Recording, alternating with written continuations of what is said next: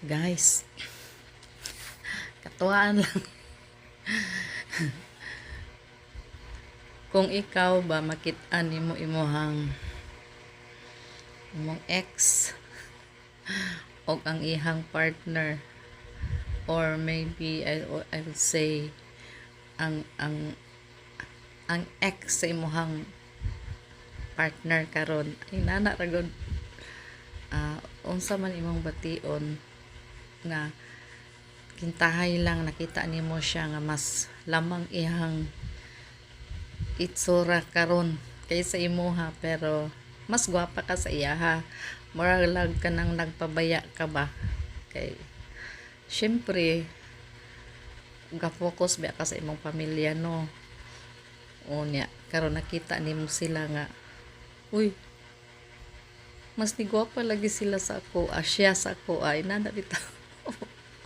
Kasi baton magpadayon ba ka nga magpakalusyang or ma-challenge ka nga, uy, dapat balikon ako to akong itsura sa una nga mas lamang sa ilaha, nana bitaw.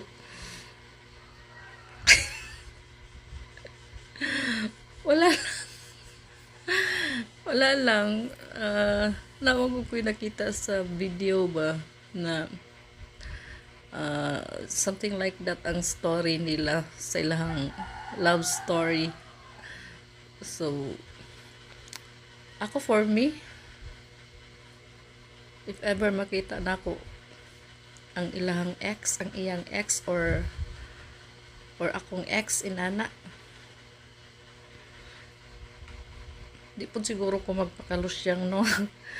Kanang for me lang ha, wa man po ko maanad nga magpakalusyang ko, bahalag tigols na tano.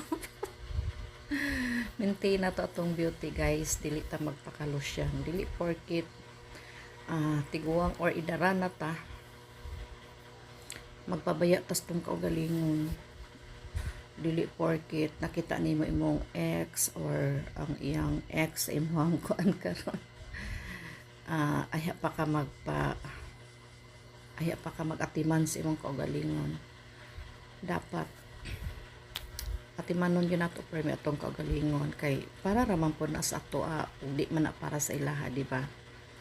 Kay mas okay man good nga i-maintain mo og unsa ka sa una, no? Ana lang ayaw lang noon, the more so nga ma-challenge